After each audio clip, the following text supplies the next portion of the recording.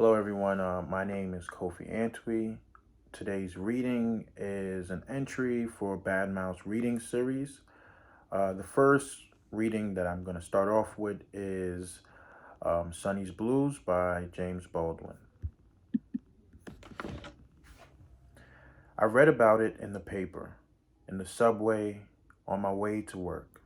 I read it and I couldn't believe it, and I read it again.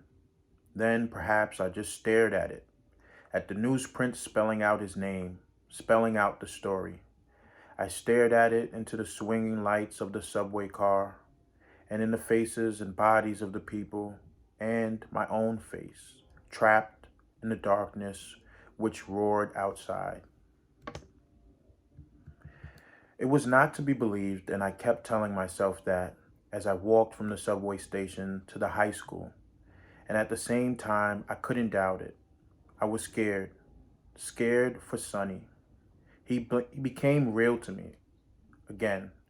A great block of ice got settled in my belly and kept melting there, slowly all day long, while I taught my classes algebra. It was a special kind of ice. It kept melting, sending trickles of ice water all up and down my veins, but it never got lost. Sometimes it hardened and it seemed to expand until I felt it in my guts were going to come spilling out or that I was going to choke or scream. This would always be a moment when I was remembering some specific thing Sonny had once said or done. When he was about as old as the boys in my classes, his face had been bright and open. There was a lot of copper in it, and he had wonderful, direct brown eyes and great gentleness and privacy. I wondered what he would look like now. He had been picked up the evening before in a raid on an apartment downtown for peddling and using heroin. I couldn't believe it, but what I mean by that is that I couldn't find any room for it anywhere inside me. I had kept it outside me for a long time. I hadn't want to know, and I had suspicions, but I didn't name, as though he or she couldn't wait to get out of the courtyard, to get those boys out of their sight and off their minds. I started collecting my stuff. I thought I better get home and talk to Isabel. So I'm gonna skip a little bit further into the story.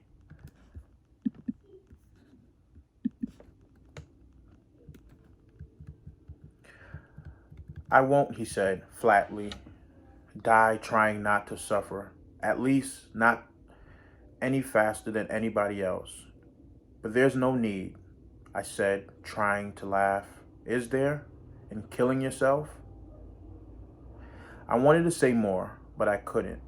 I wanted to talk about willpower and how life could be, well, beautiful. I wanted to say that it was all within, but was it? Or rather, wasn't that exactly the trouble? And I wanted to promise that I would never fail him again, but it would all have sounded empty words and lies. So I made the promise to myself and prayed that I would keep it. It's terrible sometimes inside, he said. That's that's what's the trouble. You walk these streets, black and funky and cold. There's not really a living ass to talk to. And there's nothing shaking. There's no way of getting it out. The storm inside. You can't talk it. You can't make it love with it. And when you finally try to get with it and play it, you realize nobody's listening. So you've got to listen. You've got to find a way to listen.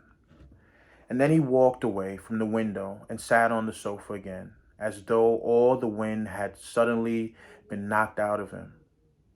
Sometimes you'll do anything to play, even cut your mother's throat. He laughed and looked at me.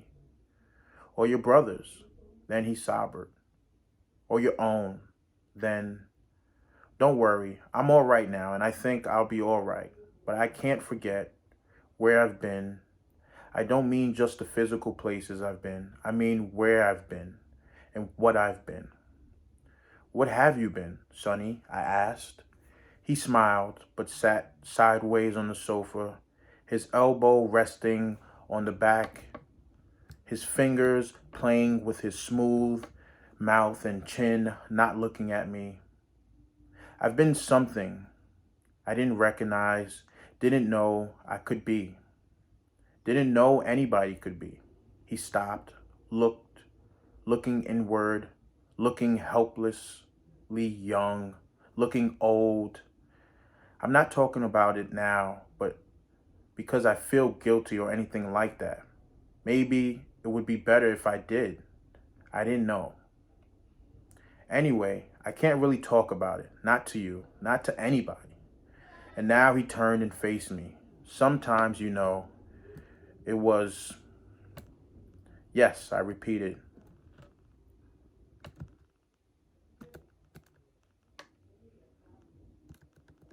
Excuse me as I transition into pages.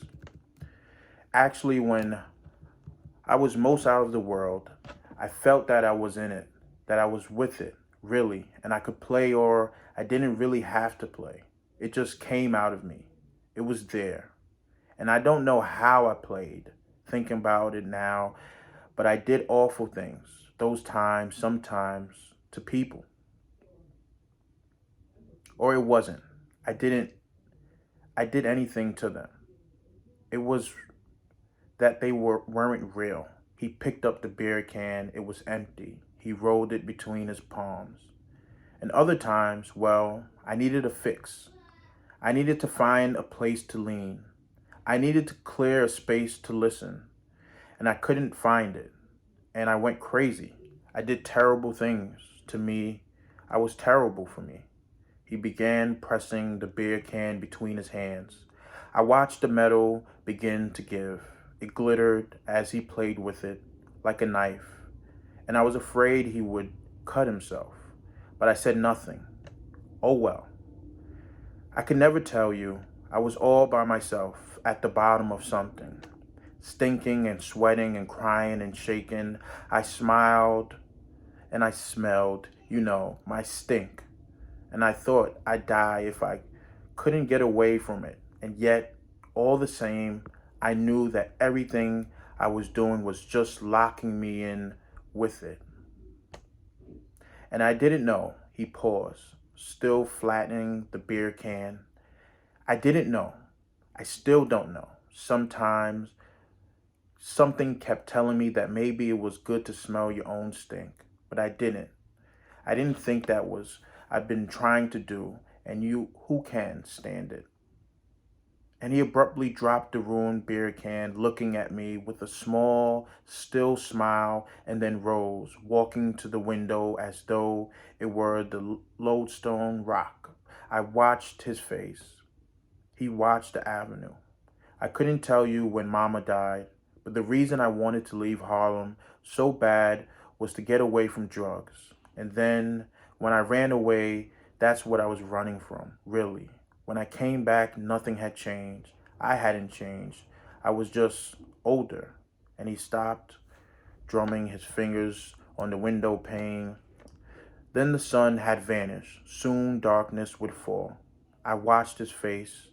It can come again, he said, almost as though speaking to himself. Then he turned to me. It could come again, he repeated.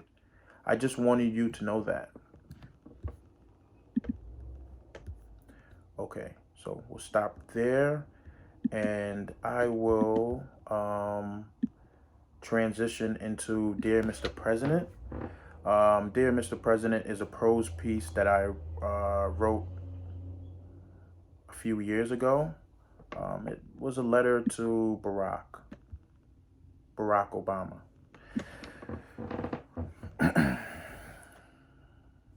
I'm currently boxed in a mental and physical solitude where my equilibrium races uncontrollably as time passes by and dreadful days manifest into decades of self-questioning.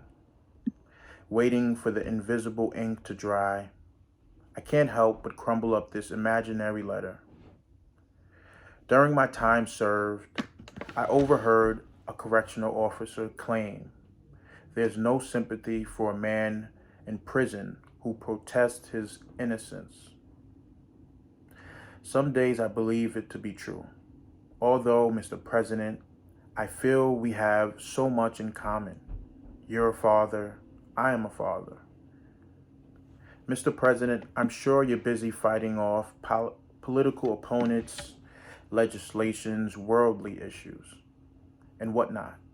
But I have my own set of issues, such as the right to an appeal, visitation rights, the ability to see and feel the green summer grass trimmed perfectly, the amber sky accompany gusty autumn nights.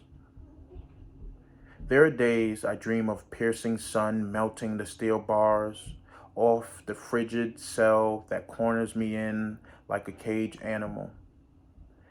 As my life rots away, I often think, what will I tell my son Devin?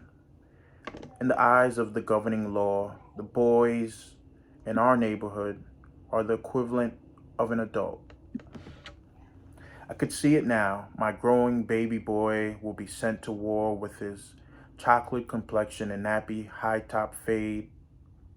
I hope he doesn't fall for the same traps and pitfalls akin to men who bared his last name. How can I teach him right from wrong while contained inside a prison where days seem like nights and summer breeze is trapped inside a distant dream? As I lay on the sweltering cell floor, brimming with rage, empathy for law enforcement no longer resides within. Some would say my misguided hate mirrors the systemic racism that has landed me here. Wrong time, place, a dead body, me standing still, handcuffs clink. But I remember life outside of these four walls, free to roam the world within. But I was foolish to think life would continue such a path. I suppose my wife Erica was right. Regardless how big one's dream, hardship remains a man's gift. We'll make room for it.